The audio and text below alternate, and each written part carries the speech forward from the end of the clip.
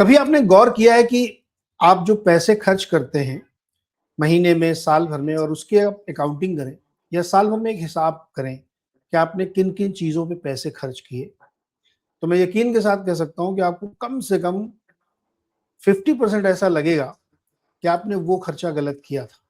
उसको नहीं करते तो काम चल सकता था या उसकी बजाय कहीं दूसरी जगह खर्च करते तो ज़्यादा बेहतर होता है।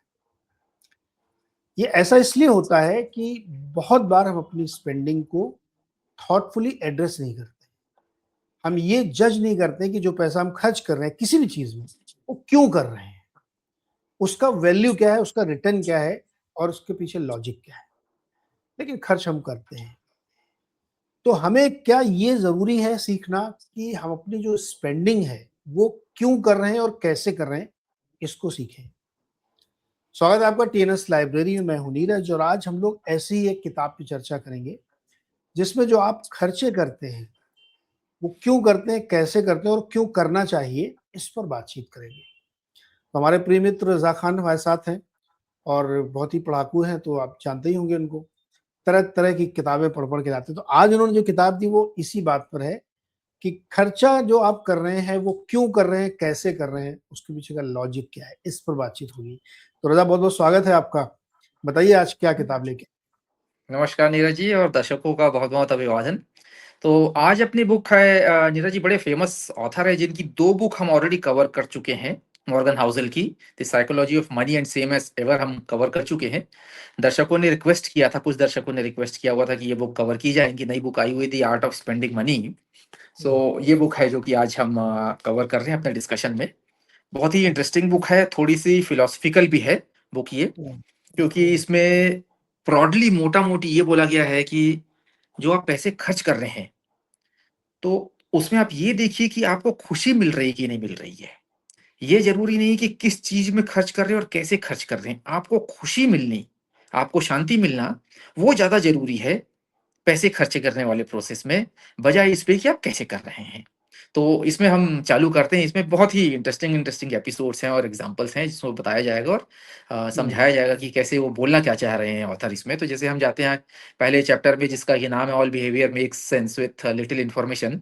इसमें हुँ, नीरज जी ये ऑथर का ये कहना है कि भाई आदमी कोई पर्टिकुलर तरीके में पैसे खर्च कर रहा है तो हम क्या जज करने लगते हैं हम लोग। हुँ, हुँ, यार पागल है, बेवकूफ़ है क्या? कैसे कर रहा है? ये क्यों कर रहा है? वो क्यों कर रहा है? अब इसमें हुँ, जैसे ऑथर ने 2 एग्ज़ाम्पल बड़े शानदार दिए। एक हुँ, इनके पहचान के थे, एक एग्ज़ाम्पल जो उन्हें दिया ना एक बंदे का, उसने क्या किया था अपनी डॉटर के लिए बोला मुझे सबसे महँगे स्कूल में अपनी डॉटर को भेजना है। तो हुँ, उनसे बात हुई, बोला कि भाई यानी अच्छे स्कूल में भेज रहे हो, अच्छी पढ़ाई होनी चाहिए। बोले नहीं, सबसे महँगा जो रहेगा मेरा स्कूल होना चाहिए मेरी बेटी के लिए।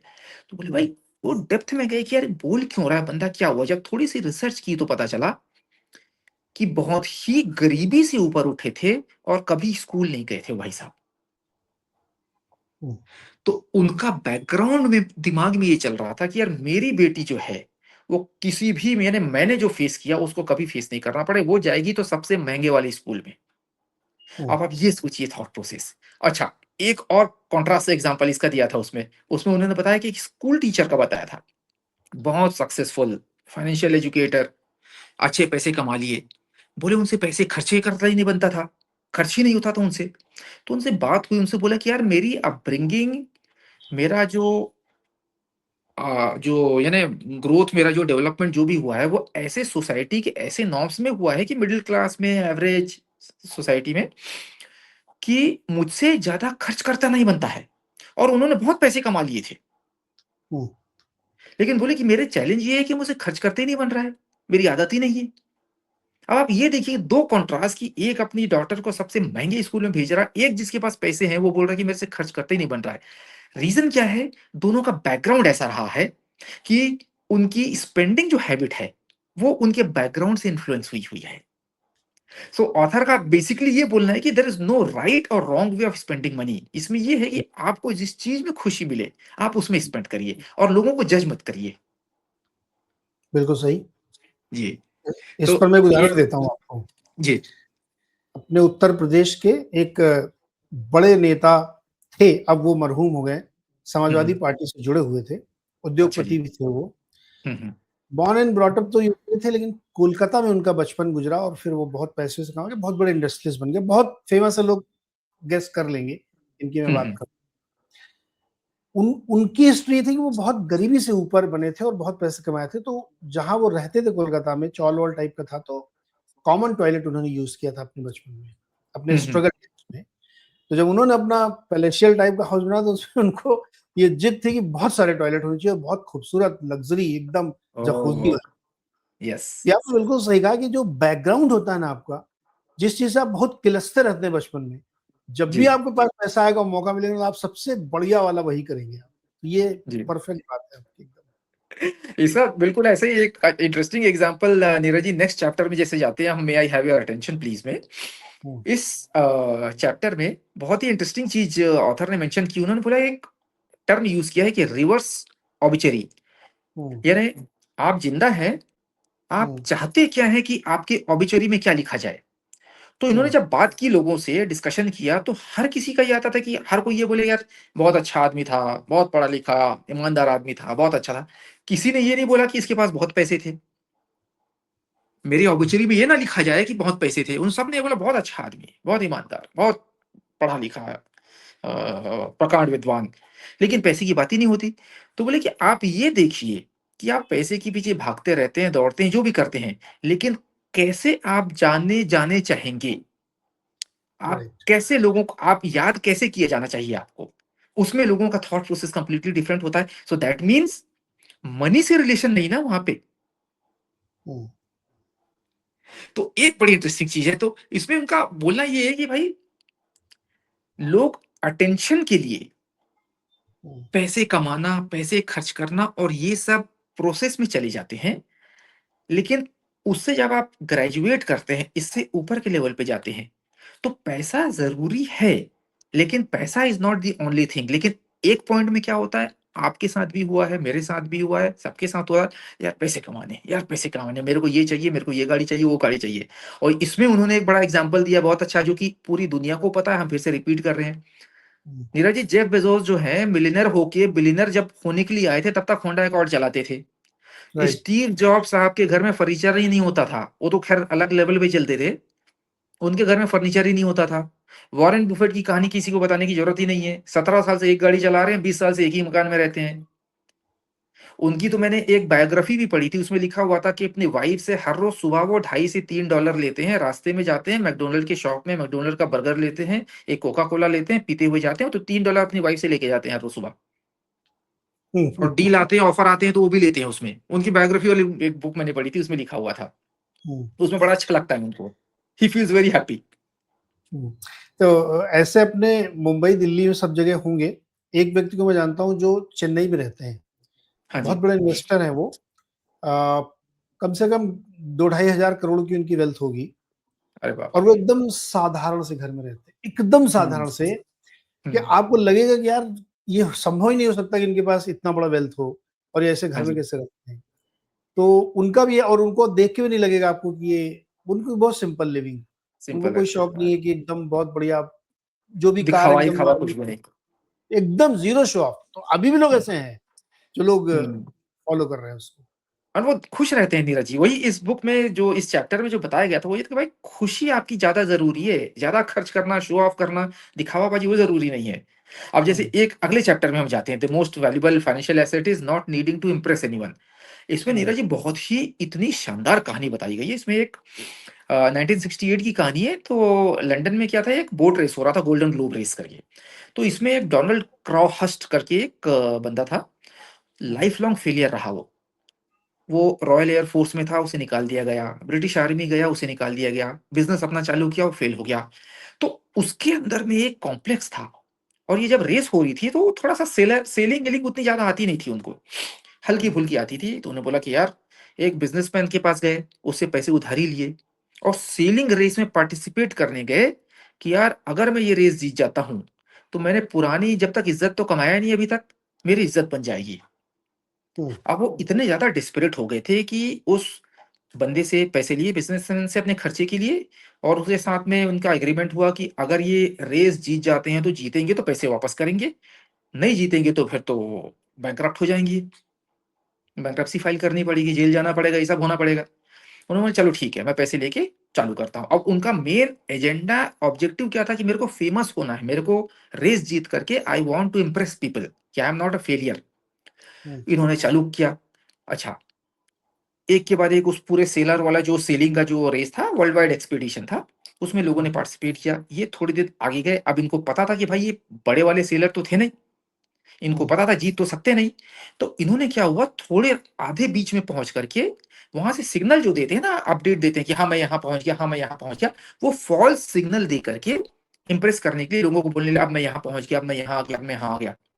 उसमें वो दूसरे नंबर पे दिखने लगे इसमें। हम्म, उन्होंने बोला चलो ठीक है। थोड़े दिन के बाद में क्या हुआ कि जो इनके साथ में ये उसके बाद में थोड़े दिन में इसी फॉल्स नंबर दे देके ये पहले नंबर पे आ गए धोखे से। जो फर्स्ट पे चल रहा था उसकी गाड़ी खराब हो गई, उसका बोट खराब हो गया, ये फर्स्ट पे आ गए। हम्म, क्योंकि जो फर्स्ट नंबर पे चल रहा था वो प्रेशर में आ गया कि यार ये ना मेरे पीछे आ रहा है, मेरे को और तेज चलाना है। उसने इतनी तेज चलाई अपनी बोट की बोट खराब हो गई। ये दूसरे नंबर पे दिखा रहे थे अपने आप को मैं दूसरे नंबर पे हूं, थे नहीं। हम्म, अब टेक्निकली फर्स्ट नंबर पे आ गए क्योंकि पहले नंबर वाले की बोट खराब हो गई।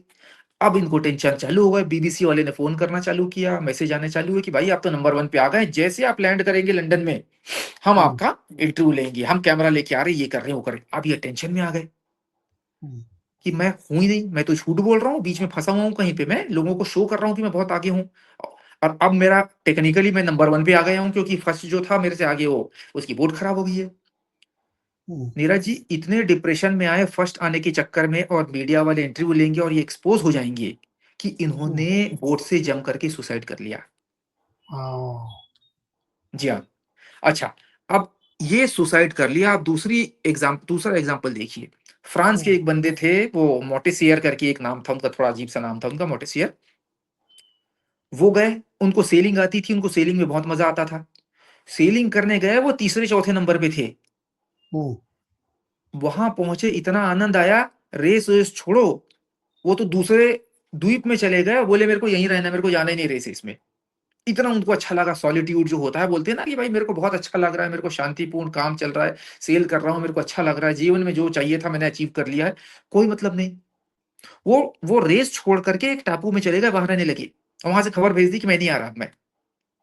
आप दो कंट्रास्ट एग्जांपल देखिए कि एक बंदा जो डेस्परेट था कि मेरा नाम हो, और हम्म, दूसरा बंदा जो अपने आप में खुश है, शांत है, हम्म, उसे किसी को दिखावा नहीं करना, कुछ नहीं करना। तो आप बुक का जो जो जो चैप्टर का एग्जांपल देखिए कि भाई किसी को इंप्रेस नहीं करना आपको, आप तब सबसे ज्यादा खुश होते हो। करेक्ट। रजा भाई, मैं आपको बताऊं कि इस समय यूट्यूब भरा पड़ा है ऐसे उदाहरणों से, लोगों के जी इंटरव्यू से। बंगलुरु के पेरिफेरी के गांव में, इलाकों में, मुंबई के आसपास के इलाकों में, उत्तराखंड, ऋषिकेश वगैरह में बहुत सारे लोगों ने अपनी कॉर्पोरेट लाइफ की बढ़िया मिलियंस ऑफ रुपीस की नौकरी छोड़ी, जी बेंगलुरु में, मुंबई में, और एकदम दूर दराज के गांव में रहने चले गए। गांव में गए, थोड़ी जमीन सस्ती मिल गई उनको, तो बड़ी सी एक जमीन खरीदी, उसमें घर बनाया अपना, यस और यस। एकदम जंगल में, और अपने हस्बैंड वाइफ बच्चों के साथ वहीं रह रहे हैं। उन्होंने कहा मेरे को जाना ही नहीं वापस, मैं यही रहना है। नीरज जी मेरे ना, पहचान के एक दो लोग हैं जो उत्तराखंड में, हिमाचल में ऐसे ही रह रहे हैं। एग्जैक्टली। तो ना उनको नौकरी की दिक्कत थी, ना उनको हाँ, पैसे की दिक्कत थी, लेकिन उनको वही अच्छा लगता था, मुझे नेचर के करीब रहना, मुझे खेती करनी है, यस, मुझे मुझे अपने घर में पुदीना बिल्कुल उगाना है। बिल्कुल तो ऐसे बिल्कुल। उदाहरण आप यूट्यूब में ढूंढोगे, पचासों मिलेंगे आपको, बहुत मिलेंगे, और लोग यस उसको यस एंजॉय यस। कर रहे हैं। तो ये बात एकदम सही है कि पैसा आप कमा क्यों रहे हैं?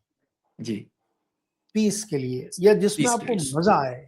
मजा है, कितने खुशी लोग मिले। अपना अच्छा खासा करियर छोड़ के कुछ और, मतलब ये इस मामले में तो आईएएम बहुत ही कुख्यात है कि हाँ वहां के कितने लोग पढ़े हुए हैं जिनको मैं जानता हूँ, कोई संस्कृत का आचार्य बन गया, कोई ज्योतिषी बन गया, कोई कुछ करने लगा, मतलब जो अपना मेन पढ़ाई की तो छोड़ छाड़ के कुछ और करने लगे। जी तो जी जी। Peace and happiness is the real is wealth. Most important, yes. Next chapter में नीरज जी, नेक्स्ट चैप्टर में जाएंगे, बिल्कुल एग्जैक्टली इसी चीज को एग्जाम्पल के थ्रू दर्शाया गया है, the rich and the wealthy. Commodore vendor build करके एक होते थे वहां पे, यूएस के होते थे, बिलियनर, $300 बिलियन का फॉर्चून था। नीरज जी 60 साल में जीरो हो गया फॉर्चून। इनका लड़का था रेजी वेंडरबिल्ट, उनको दो ही शौक थे बस, जो बड़े अगर बहुत ज़्यादा रईस हो गए तो हम्म, आपको 2 शौक होते हैं, गैम्बलिंग का और लिक्कर का। हम्म, ही लॉस्ट एवरीथिंग, पूरे खानदान के पैसे बर्बाद कर दिए। इनके एक और लड़के थे, जॉर्ज वाशिंगटन वैंडरबिल्ट नाम था उनका। हम्म, 2.25 स्क्वायर फीट का मकान बनवाया, 400 स्टाफ वहाँ काम करते थे। हम्म, इतना खर्चा किया उस मकान को बनवाने में और स्टाफ में कि टैक्स देने के लिए 90% ज़मीन बेचनी पड़ी उनकी, बैंकरप्ट हो गए। उनका घर बाद में टूरिस्ट अट्रैक्शन बन गया। इनके सोचिए $300 बिलियन का आज की डेट में वैल्यू थी, उसका उस हिसाब का फॉर्च्यून था सोचिए इनका।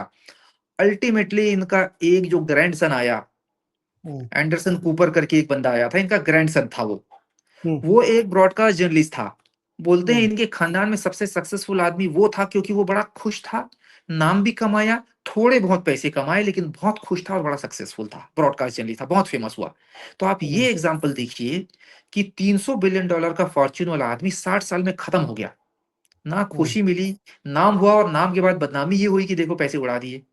और इसका हम्म, कॉन्ट्रास्ट एग्जांपल देखिए, एक चक फीनी करके एक बंदे थे। जब वो मरे 2023 में वो खत्म हुए थे, मरहूम हुए थे। $8 बिलियन का फॉर्च्यून था नीरज जी, 99.9% चैरिटी में दे दी। हम्म, 0.1% में हस्बैंड वाइफ रहते थे। लंदन, न्यूयॉर्क, पेरिस, कहाँ इनके मकान नहीं थे, सब जगह इनके मकान थे। पूरी की पूरी चैरिटी में दे दी। सस्ते मकान में मॉडेस्ट लिविंग में रहने लगे। बोले मुझे इसी में अच्छा लगता है, मुझे इसी में शांति मिलती है, मैं इसी में खुश हूँ। अच्छे एंटरप्रेन्योर थे, बड़े एंटरप्रेन्योर थे वो सब हम्म, छोड़ करके उसमें लगे, रहने लगे। तो आप ये देखिए कि the rich and the wealthy, इसके पहले भी हम एक, आपको याद होगा मॉर्गन हाउसल साहब की एक पहली बुक जो थी साइकोलॉजी ऑफ मनी, उसमें हमने डिस्कस किया हुआ था difference between the rich and the wealthy. Rich दिखता है, करेक्ट, वेल्थ नहीं दिखती। वेल्थ यस, वाला ज्यादा पैसे वाला होता है लेकिन वो दिखाता नहीं ना, दिखता है।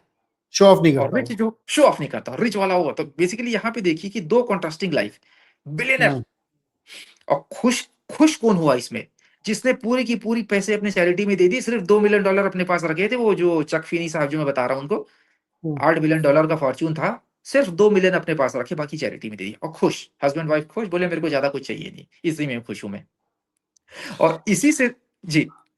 एक यूएस में राष्ट्रपति हुए, उनका नाम अभी मैं ढूंढने की कोशिश कर, मुझे याद नहीं आ रहा। वो जूनियर उनके नाम के आगे लगता था, उनके फादर प्रेसिडेंट थे यूएस के। अच्छा जी। अ, नाम याद दिलाओ मुझे, मैं उनकी कहानी सुनाऊंगा आपको। क्योंकि मैंने एक पॉडकास्ट किया, तो उसमें पॉडकास्ट किया मैंने नरेंद्र तनेजा जी का। हाँ जी। नरेंद्र तनेजा जी ने मुझे उनकी कहानी, उनका लड़का जो था, और अच्छा सा नाम, मतलब बहुत फेमस प्रेसिडेंट थे वो यूएस के, मेरे ख्याल में अच्छा। 67 के आसपास। अभी नाम याद आएगा तो हम लोग उसको जिक्र करेंगे। उनका लड़का पत्रकार था, जॉन कैनेडी की बात तो नहीं कर रहे कहीं? जूनियर। Junior Kennedy. हाँ शायद हो सकता है, मुझे वो लग हाँ रहा है, जूनियर, मुझे उनका लगता है। बेटा जॉन एफ कैनेडी, कैनेडी का जूनियर कैनेडी जो था, हाँ। वो दिल्ली में नरेंद्र तनीजा जी के साथ रहता था, और उसने डिस्क्लोज नहीं किया कि मैं, मेरे फादर प्रेसिडेंट रह चुके हैं यूएस के। और वो पॉलिटिक्स में नहीं गया, तो पत्रकार था, फाइनेंशियल राइटर था। हाँ जी। तो उस उनके साथ वो रहता था वहां पे। फिर एक दिन वो उनके साथ घूमने गया टूंडला, आगरा के पास एक जगह है, वहां के रहने वाले थे, उनके साथ घूमने गया। तो मंदिर में एक पंडित जी होते थे जो हाथ देखते थे, हम्म। तो उसने सुन रखा था कि इंडिया में ये विद्या चलती है। अच्छा। तो उसने कहा कि मुझे उनसे मिलवाओ, मुझे को अपना हाथ दिखाना है। तो आउट हम्म, ऑफ क्यूरियोसिटी वो जिद करने लगा। तो उन्होंने कहा अरे नहीं आप छोड़ो हम्म, ना, आप लोग सुन के चले आते हो, मानोगे नहीं आप। बोला नहीं नहीं, मेरे को ले चलो, मैं मानूंगा। तो वो उनको लेके गया पंडित जी के पास। तो पंडित जी ने उनका हाथ देखा, बोले कि कौन है ये? तो बोले "ये दोस्त है मेरे, जर्नलिस्ट है ये भी, ये बाहर है, यूएस से आए हैं। बोले जर्नलिस्ट है? सही आप बता रहे हैं आप? बोला हाँ हम्म, जर्नलिस्ट है। बोला नहीं आप गलत बता रहे हैं, ये राजा के लड़के हैं। हम्म, तो तनेजा जी खुद सरप्राइज थे, क्योंकि उनको भी नहीं पता था। उसको भी नहीं पता। उन्होंने कहा नहीं नहीं, ऐसा नहीं है यार, राजा कहाँ लड़के आज के एक तो राजा कहाँ होते हैं आज के जमाने में, हाँ और ये हाँ। राजा के लड़के नहीं है भाई, ये जर्नलिस्ट हैं, मेरे दोस्त हैं, और ये यूएस में रहते हैं, यहाँ आए हुए हैं। बोले नहीं, ये राजा के लड़के हैं। तो इन्होंने उसकी तरफ देखा कि भाई ये जो बता रहे हैं क्या है, सच है? तो उन्होंने डिस्क्लोज किया कि मेरे फादर कौन है। हाँ, तो बोला यार मतलब ये अनबिलीवेबल सी बात है कि प्रेसिडेंट का लड़का इस तरह, लड़का और ये वो कर रहा है। यस। उनकी एक किताब लिखी गई है यूएस में जूनियर कैनेडी के ऊपर, उसमें एक पूरा चैप्टर है इसके ऊपर। ओह! वो तनेजा जी की पूरी स्टोरी उसमें लिखी हुई है कि ऐसे-ऐसे मैं इंडिया गया तो ये हुआ, तो ये हुआ, ये ओके। हुआ, फलाना-ढिमकाना। तो खैर बाद में वो जी, पॉलिटिक्स में जाना चाहते थे, लेकिन उनके साथ मिसहैपनिंग हुई, ये सब कुछ हुआ। लेकिन ऐसे बहुत सारे लोग आपको मिलेंगे मिलेंगे। जो यस, ऐसे yes, yes. Normal routine life में रहते हैं। यस। नहीं, बिल्कुल।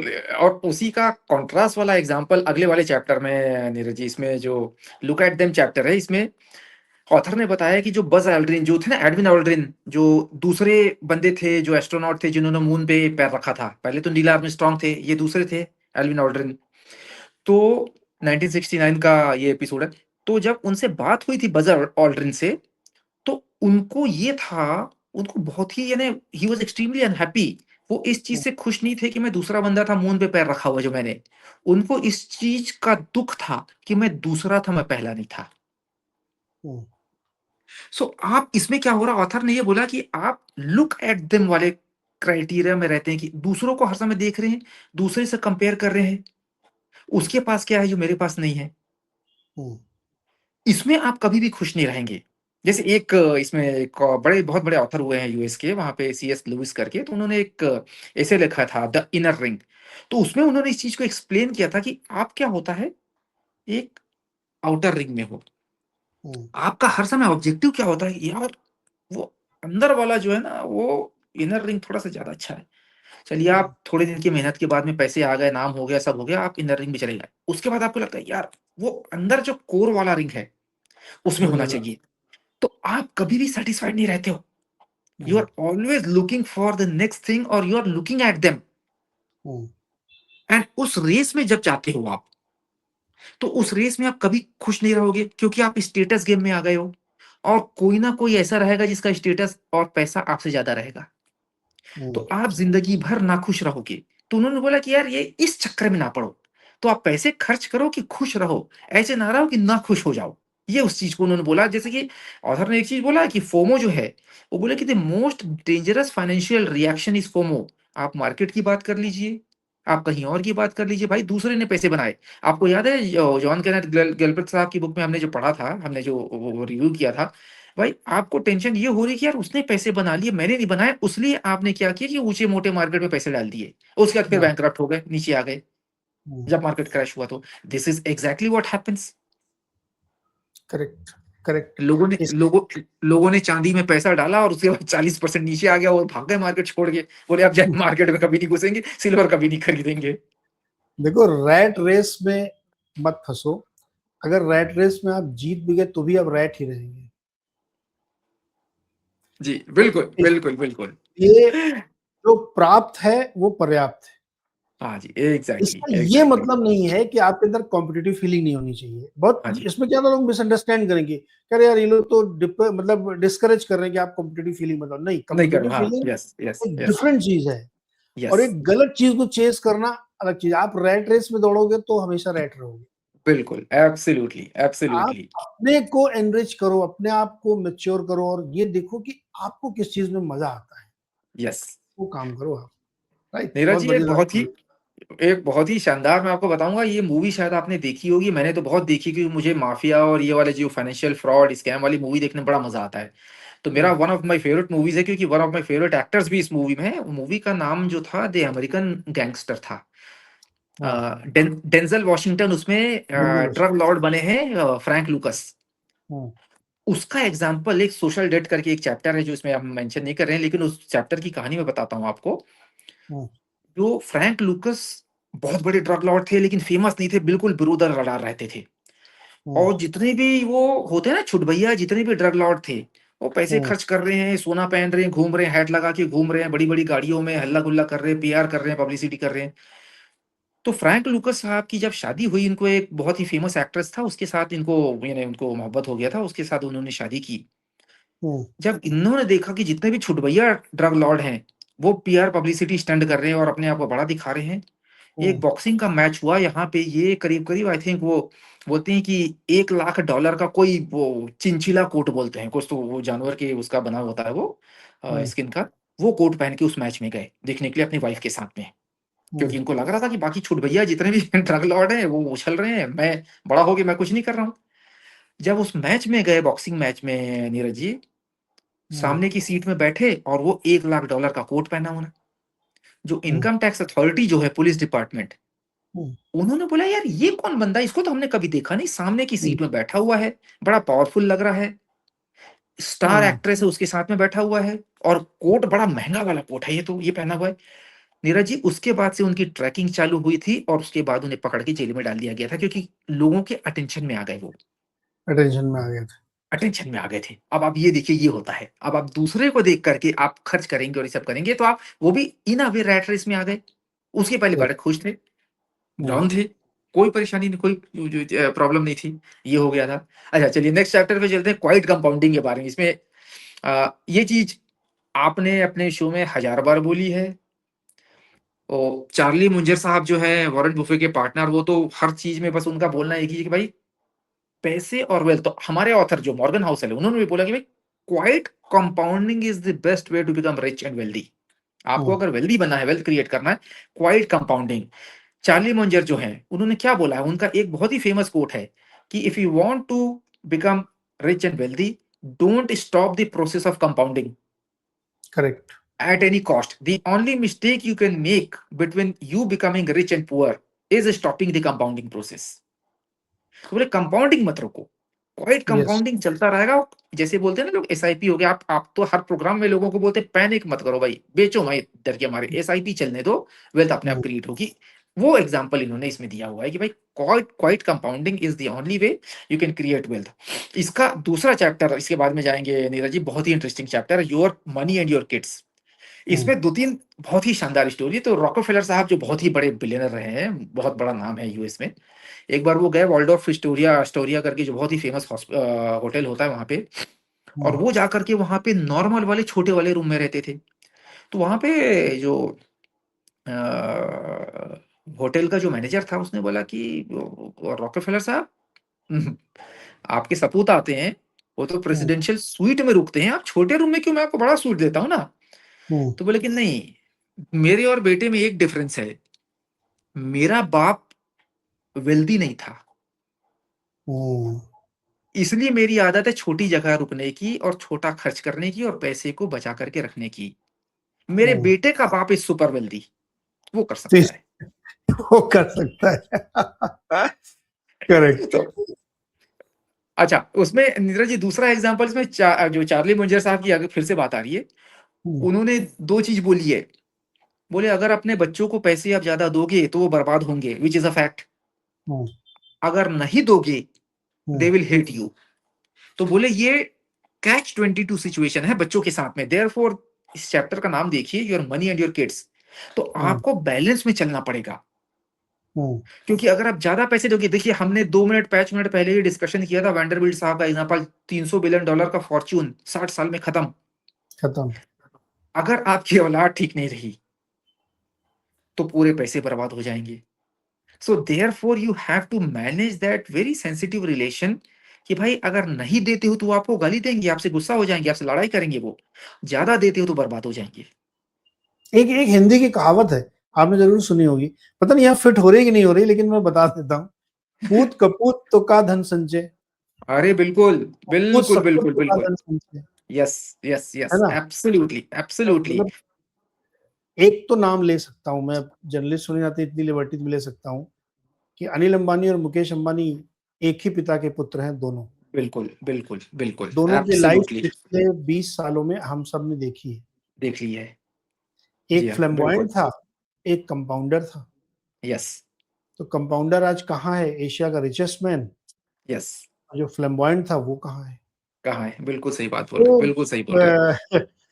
कैसे नहीं इसमें कैसे मतलब बच्चों को कैसे गाइड करना, ये आप ही के ऊपर है। बहुत बहुत बहुत, इसमें नीरज जी आपने जो बोला एग्जैक्टली वही लाइन में बोलने वाला था, क्योंकि ऑथर ने इस किताब में लिखा हुआ है हम्म, कि आप जो भी एक्शन ले रहे हैं, हरकत कर रहे हैं, your kid is paying attention, therefore behave yourself financially in front of them. Because वो आपको फ़ॉलो करते हैं, वो आपकी पॉलिटिकल फिलॉसफी फ़ॉलो करते हैं, आपका रहन-सहन फ़ॉलो करते हैं, बच्चे बहुत इम्प्रेस होते हैं पेरेंट्स यस। से। खासकर फादर से मैंने देखा हुआ है कि लोग जो है, उनको रोल मॉडल मान करके चलते हैं। आई एम नॉट सेइंग कि मदर को नहीं मानते, मदर बिल्कुल सबसे स्तंभ तो मदर ही है। लेकिन फादर को वो रोल मॉडल लेके चलते हैं कि मेरे को ऐसे करना है। तो therefore you have to be extremely cautious and very careful in terms of how you behave in front of your kids, specially financially. I agree. क्योंकि एक बार वो रेकलेस हो गए, फिर तो ऊपर वाला मालिक, मतलब फिर ये तो कुछ नहीं हो अगर यहाँ सकता। पे मैं एक इनपुट डालता हूँ मैं, ये मेरा अपना सिद्धांत है जो मैंने अपने कई पॉडकास्ट पे भी लोगों को बोला है कि जो लोग किड्स को रेज कर रहे हैं ना, उनको किसी भी सिचुएशन में उनके बच्चे को आपकी फाइनेंशियल स्थिति पता नहीं चलनी चाहिए। हाँ, मतलब यस, मेरा ये, बिल्कुल, आप बिल्कुल। गरीब हैं, अमीर हैं, बहुत पैसे हैं, कम पैसे हैं, उसके दोनों के मैं बताता हूँ क्या नुकसान है। अगर बच्चे को ये एहसास हो गया कि आपके पास, मेरे पिताजी के पास बहुत पैसे हैं, तो वो फिर उसका बेजा इस्तेमाल करेगा ही हो जाता है। करेगा, यस, यस, और वो यस, इतना यस। डिमांडिंग हो जाएगा कि आपको पूरा करना पड़ेगा, क्योंकि उसको मालूम है कि आपके पास है और आप बहाने बना रहे हो। बना रहे हैं, यस, बिल्कुल। इसका कॉन्ट्रेरी है कि अगर आपकी स्थिति ठीक नहीं है, आपकी सिचुएशन इतनी खाली नॉर्मल लाइफ चल रही है और आपके बच्चे को ये पता चल गया कि मेरे पिताजी की फाइनेंशियल कंडीशन बहुत अच्छी नहीं है, वो लड़का अपने लाइफ में डिसीजन लेना बंद कर देगा। हुँ, क्योंकि उसको हर चीज़ में लगेगा, अरे यार ये करें, पिताजी के पास पैसे ही नहीं होंगे, यार मैं कोचिंग करूँ कि हुँ, ना करूँ, मैं हॉस्टल में हुँ। रहूँ कि ना रहूँ। वो मतलब अमीर वाले से ज़्यादा बुरा प्रभाव उस पे पड़ेगा कि अगर बच्चों को ये पता चल गया कि मेरे पिताजी के पास पैसे नहीं है। कॉन्फिडेंस भी चला जाएगा। वो उसकी लाइफ रुइन हो जाएगी, वो कभी बड़े हुँ, डिसीजन लेगा ही नहीं क्योंकि वो डरा लेगा ही हुआ नहीं। है।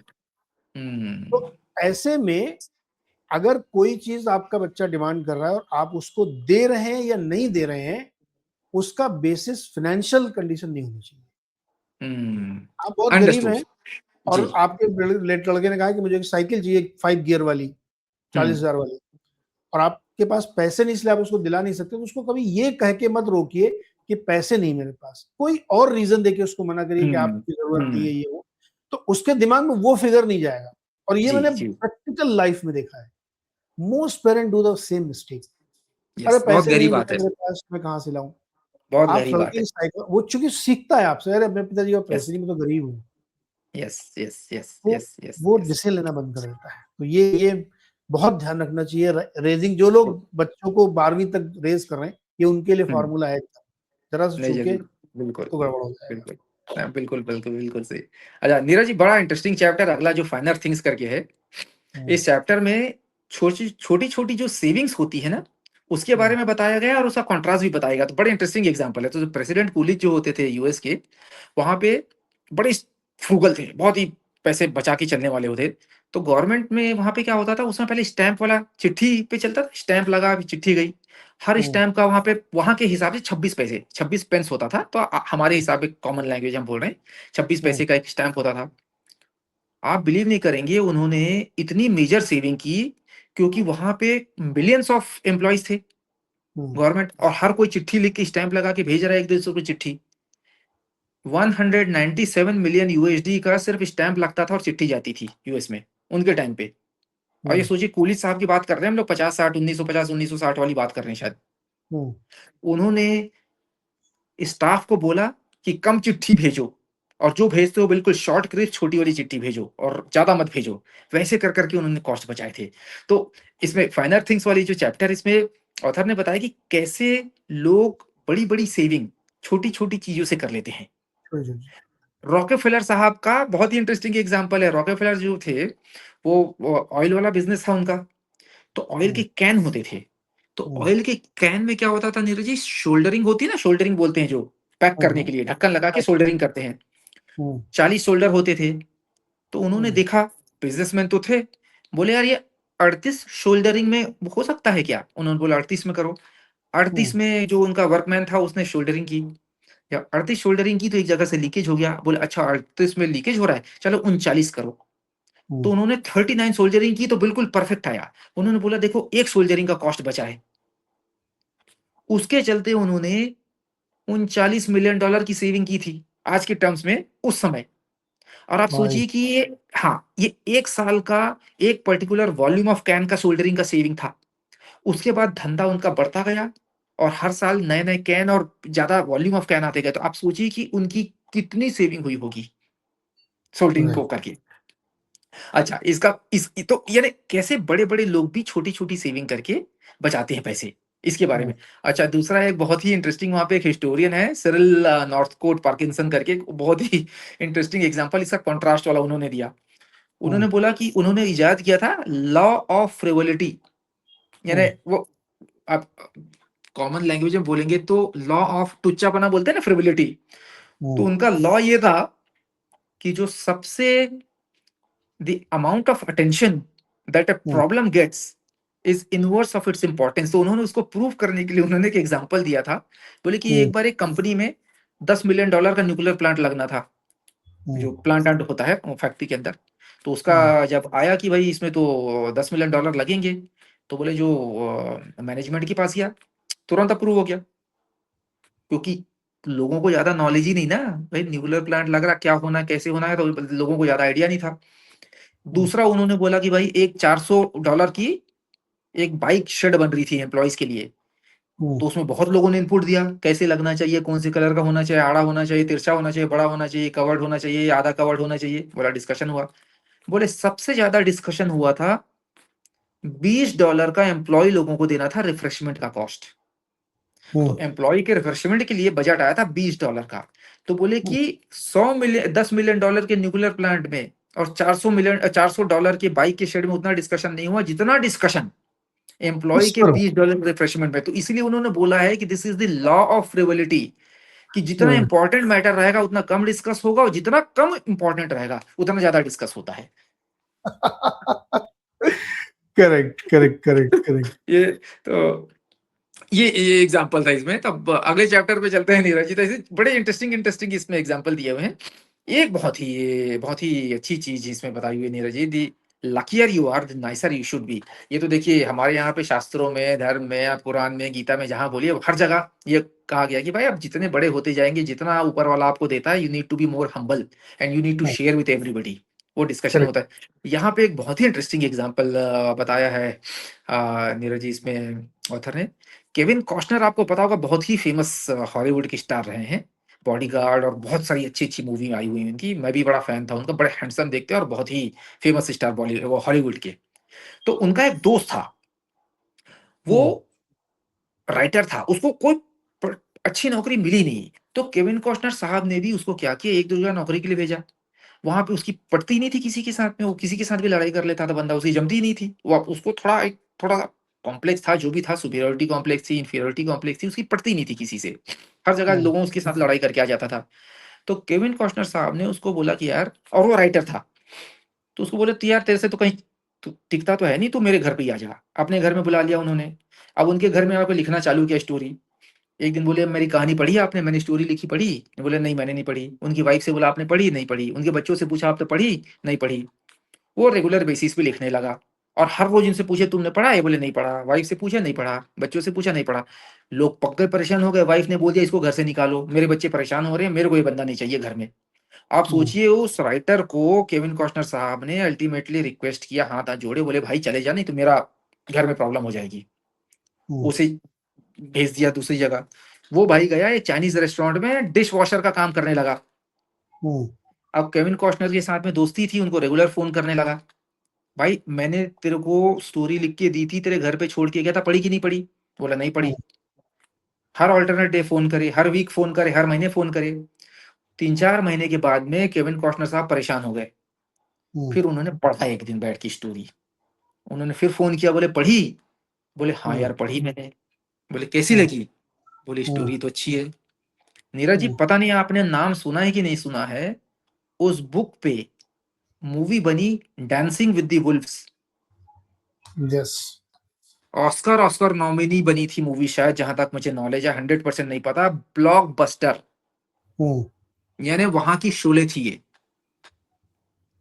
तो एग्जाम्पल में ये बताया जा रहा है कि यार आप तो केविन कॉस्टनर साहब तो हॉलीवुड के स्टार थे, लेकिन सुपरस्टार बने हैं उस दोस्त की स्टोरी पे जो उन्होंने मूवी बनाई, जिसको वो भाव ही नहीं दे रहे थे, तवज्जो ही नहीं दे रहे थे, क्योंकि वो हुँ, परेशान कर रहा था उनको। और हुँ, उनको ये नहीं पता था कि मैं सुपरस्टार बन जाऊँगा इस बेवकूफ की किताब से, इसकी स्टोरी से। तो करेक्ट। स्टोरी में बोलने का, ऑथर का बोलने का ये है कि यार the luckier you are, the nicer you should be. आपको पता नहीं कि आपका गुड लक कहाँ से काम करेगा। इसको इसको कहते हैं हम लोग यहाँ ज़बान में कि हरी किस रूप में मिल जाए आपको पता नहीं। आपको नहीं पता। एग्ज़ैक्टली, आपको लक कहाँ से आएगा आपको नहीं पता। बिल्कुल आपने सही बोला। बिल्कुल वही बात है। Be humble and nice. Yes, कब क्या चीज़ यस। आपकी कहाँ, तो इसको एक एक्सप्लोरिंग माइंड आपका होना चाहिए कि आप जी। चीज़ों को एक्सप्लोर करते रहिए, चीज़ों को देखते रहिए, तो उससे बहुत ज़्यादा फ़ायदा होता है इसमें। यस। नहीं, और इसमें नीरज जी, मैं कमिंग बैक टू जो जॉन केनेथ गैल्ब्रेथ की हम बार-बार उनको बोलते हैं, उनका नाम दर्शक भी बोलते हैं कि यार बार-बार उनका नाम क्यों लेते हैं? स्ट्रांगली रिकमेंड करेंगे कि फाइनेंशियल यूफोरिया वाली इनकी जो बुक थी वो ज़रूर पढ़ें। उसको आपको याद होगा, जब सक्सेसफुल होता है आदमी की स्टॉक मार्केट में पैसे बनते हैं, तो जॉन गैल्ब्रेथ साहब ने क्या बोला था? उसे लगता है कि ये तो मेरे इंटेलिजेंस और एक्यूमेन के कारण बना है। हुँ, उस उसके चलते वो थोड़ा और ग्रीडी होता है, और पैसे लगाता है, और खेलता है, और पंटरगिरी करता है। हुँ, उसके बाद क्रैश आता ही अल्टीमेटली, और क्रैश में नीचे घुसता है, तब उसे पता चलता है। तो वही वाली बात हो जाती है कि भाई जैसे अगर आपको ऊपर वाले ने दे दिया है ज़्यादा, तो ज़्यादा हुँ, हवा में उगालते हुए मत रहिए। ज़मीन पे राइट। पैर रखिए, ज़मीन पे पैर रखिए, हम्बल रहिए, be kind, be nice, charity करिए। और एक एक एक नीरज जी, इसमें बहुत जो बिलियनर्स वाली बात हो रही है, तो ऑथर ने एक और एग्ज़ाम्पल दिया है। हुँ, 10 बिलियनर का इंटरव्यू उन्होंने लिया था। हुँ, 10 बिलियनर के 13 बार डाइवोर्स हो चुके थे, यानी दैट मीन्स 1.3 शादी हो हुँ, चुकी है सबकी। हुँ, 10 बिलियनर्स के 13 डाइवोर्स हो चुके थे, और कोई हुँ, खुश नहीं था। उन्होंने बोला, मैं जिस बिलियनर से मिला हूँ अपने बुक के लिए, none of the billionaires were happy. हुँ। तो अल्टीमेटली वही खुशी वाली बात है कि भाई पैसे कहाँ खर्च करने हैं, कैसे खर्च करने हैं, वो आपके ऊपर में है। दूसरों को देख कर के आप मत सोचिए कि ये गलत कर रहा, सही कर रहा है। पता है जैसे एक हमेशा ये कहा जाता है कि लिखा देखा होगा तुमने भी कभी भी, शुभ लाभ लिखा रहता है। बिल्कुल, हर घर में तो लिखा शुभ होता है। लाभ क्या है? व्हाट इज़ हुँ, शुभ? इसमें शुभ क्या है? लाभ लाभ है उसमें, शुभ हुँ, का क्या हुँ। कॉन्सेप्ट? लिखा रहता है शुभ लाभ, शुभ लाभ, शुभ बिल्कुल, लाभ। बिल्कुल, हर घर के सामने रहता हो।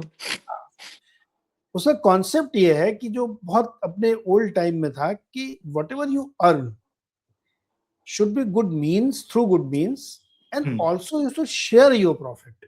हुँ। तब वो शुभ लाभ है। तो जैसे मुनाफाखोरी इसका एकदम अपोजिट वर्ड है। हाँ, यस, वो यस, सिर्फ आप अपने लिए कमा रहे हो, दूसरे का खून चूस के कमा रहे हो, तो प्रॉफिटियरिंग है। बिल्कुल, लेकिन शुभ लाभ वो है कि आप अच्छे तरीके से, ईमानदारी से मेहनत करके कमाते हैं और फिर जब आप काफ़ी कमा लेते हैं, तो उसको शेयर भी करते हैं। शेयर करते हैं, चैरिटी में देते हैं। देखिए, एक बहुत प्रैक्टिकल बात है। आप सोने की ईंटें तो खाओगे नहीं और बिल्कुल, ना सोने के बिस्तर में सोओगे आप। ना सोओगे, यस, तो एक सर्टेन अमाउंट के बाद का जो भी वेल्थ है वो बैंक में रहता है। यस, आपकी एक डिसेंट लाइफ जीने के लिए एक लिमिट से ज़्यादा पैसा नहीं चाहिए यस, होता। नहीं चाहिए, चाहे आप बिल्कुल, मुंबई में रहो या चाहे आप कहीं पे भी जगदलपुर में, रहो। है यस, ना? उसके बाद जो पैसा है वो बैंक में रहेगा।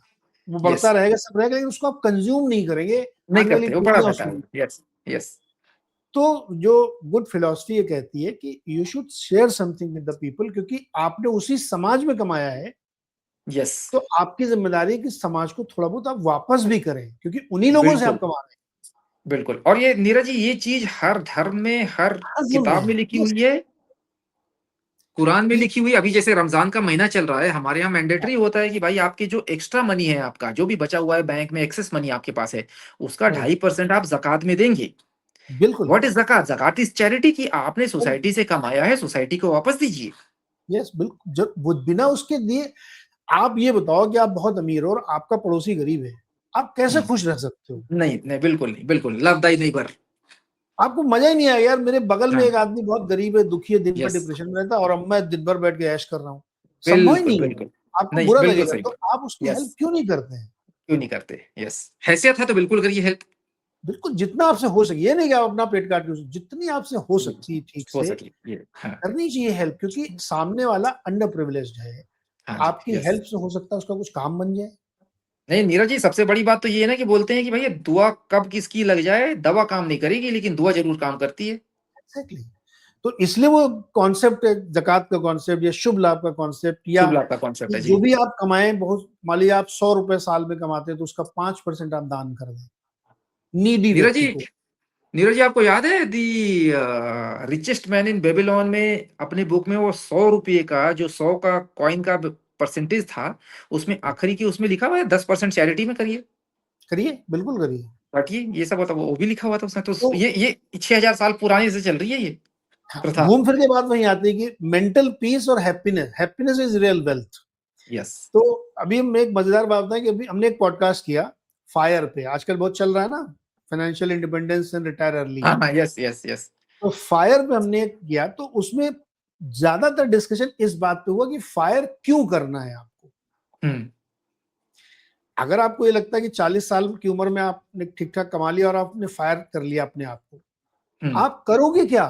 करोगे क्या? कुछ तो करोगे, क्या खाली आपको तो ऐसा बैठे नहीं लगता है रहोगे। कि 40 साल में आप वेरी यंग हैं और आप जाके गोवा में एक बंगला खरीद के दिन भर नेटफ्लिक्स पे पिक्चरें देखेंगे, नहीं हो सकता। खाना खाएंगे, मजे करेंगे, योगा करेंगे? आप परेशान हो जाएंगे, क्योंकि आप 1 महीने के अंदर परेशान, 1 सोशल महीने में। एनिमल है। यस, आप इंसानों के बीच में रहते हैं, सोशल एनिमल है। आपको 1-2 महीने तो मजा आएगा, उसके बाद आप फ्रस्ट्रेट हो जाएंगे। बिल्कुल। तो हम लोग का डिस्कशन इसी हो रहा था कि फायर करना क्यों, पहले ये तय करो आप। फायर तो सेकेंडरी है। अगर आप ये कन्विंस हैं कि नहीं हमको इसलिए करना है कि हम जाके गरीब बच्चों को पढ़ाएंगे, हम गिटार बजाएंगे, हम म्यूजिक करें, हम अपने मन का कुछ करना चाहते हैं, देन एंड ओनली। हाँ, केवल इसलिए कि मेरे पास सफिशिएंट पैसा हो गया इसलिए मैं कल से काम बंद कर दूंगा, आप नहीं कर सकते। नहीं कर सकते, नहीं कर सकते, नहीं कर आप सकते, अवसाद में बिल्कुल। चले जाएंगे कि यार, यस। आप इसका उदाहरण देखो रजा भाई, अपने आसपास के मोहल्ले रिश्तेदारियों में देखो कि आजकल लोग 58-60 साल में रिटायर हो जा रहे हैं, नेचुरल रिटायरमेंट जो होता है। लॉन्जिविटी अब 80 साल की है। Yes yes. आप बहुत सारे सुपर एनिमेशन की पार्टी में गए होंगे कभी फेयरवेल में, तो आप पहचान नहीं पाओगे यार इसमें कौन सा आदमी रिटायर हुआ है। हाँ, यस, बिल्कुल, बिल्कुल। मुझे ये बात बोस्टन कंसल्टिंग के चेयरमैन जन्मेजय सिन्हा ने बताई हाँ कि जी। मैं एक ऐसी फेयरवेल पार्टी में गया तो मुझे समझ में नहीं आया कि इसमें रिटायर कौन हुआ है। रिटायर सब कौन हो गया? यंग सब दिख यंग रहे दिख थे। रहे हैं।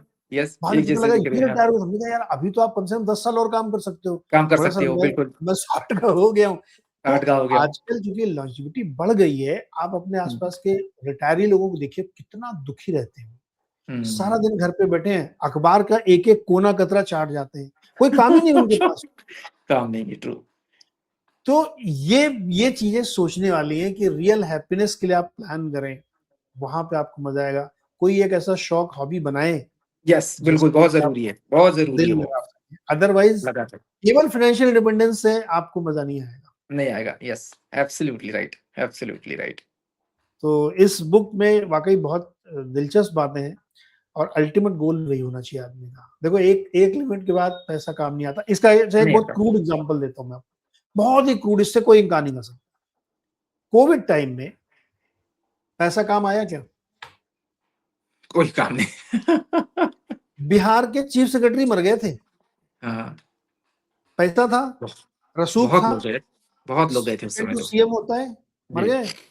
ऐसे दर्जनों उदाहरण दे सकता हूँ मैं, जो लोग कितने यस, लोग मरे थे। बिल्कुल, बहुत सारे, आईएएस बहुत हुए। थे उस समय। तो काम क्या आ रहा था उस समय? रिलेशनशिप।